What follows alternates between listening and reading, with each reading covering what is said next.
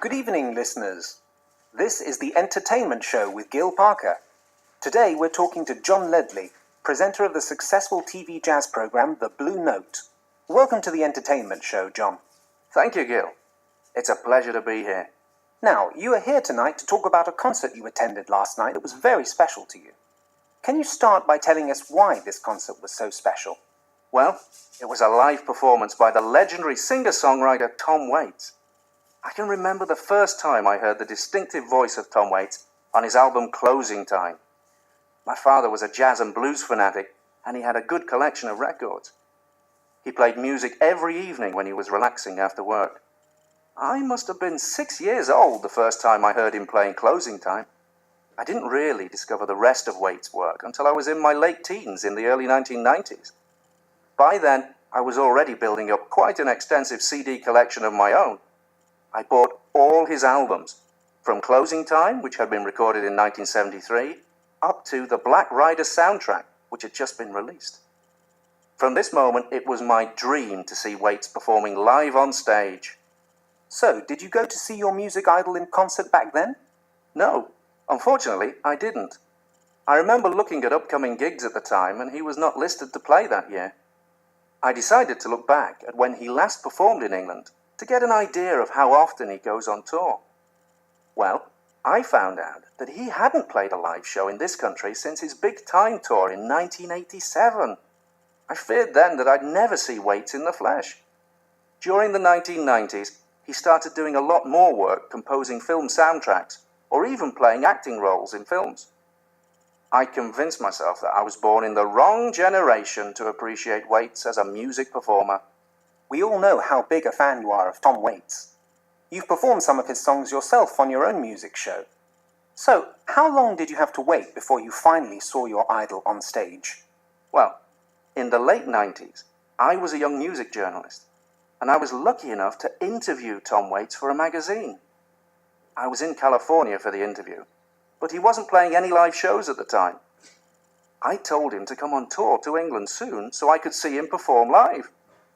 I mustn't have been very persuasive, though, because he didn't tour Europe at all in those next few years. But, eventually, he came to London's Hammersmith Apollo, which is a fantastic live music venue, in 2004 as part of his Real Gone tour. It had been 17 years since he last performed in England, and all the tickets sold out in half an hour. I was doing well with my career in the music industry at the time, so I was fortunate enough to get a free ticket. It was the best night of my life. He growled through his songs in that deep, throaty voice of his. He conveyed so much emotion in his music, his voice and his gestures. His theatrical movements were also very humorous at times. I saw that he was a real showman.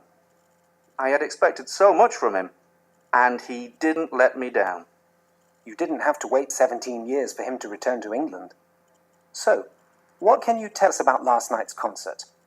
Well, it's very difficult to describe just how good a performance he gave.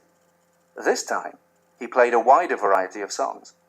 In 2004, he had been promoting an album that had just been released, but this concert was filled with a mixture of his old classics and some rare and unreleased songs. The audience was so excited before he started to play that they gave Waits a standing ovation as he entered the arena. You could see that Waits takes a lot of the energy from the crowd and puts it back into his performance. He sang in his usual deep growling voice. He sat down to play the piano on some of his older ballads. He played his newer stuff too, which is still inspired by old blues and soul sounds, mixed with his own vocal noises, acting as a percussion instrument more than a singing voice. It sounds like a unique concert experience, John. Can you describe some other aspects of the concert? What about the staging? The other musicians? Waits has composed for films and musical plays, so you could expect his staging to be quite theatrical. At last night's concert, it was not. The stage was only filled with the instruments and amps for the music. There was not much in the way of lighting around the stage. The lights were kept quite low for most of the concert, but the music was amplified to a deafening level. Waits has regular musicians who record and play live with him. The theatrics are all supplied by Waits himself. He knows exactly how to prepare the audience for the songs. He is just great. I know the answer to my next question, but I'll ask anyway. Would you recommend our listeners to go and see this performance? I would certainly recommend that listeners go and see Tom Waits perform live. The only problem is that the rest of his shows are sold out, and we don't know when he will next return to this country to perform. The good news is that last night's performance will be released as a live album, and there will also be a DVD made of this tour, which will include the best bits from all his shows. You may also be glad to hear that Tom has agreed to come onto my TV show on Sunday evening to play a couple of his songs. I'll definitely watch that. That's all we've got time for just now. Thank you to our guest, John Ledley. We hope to have you back in our studio again soon. Thank you, Gil.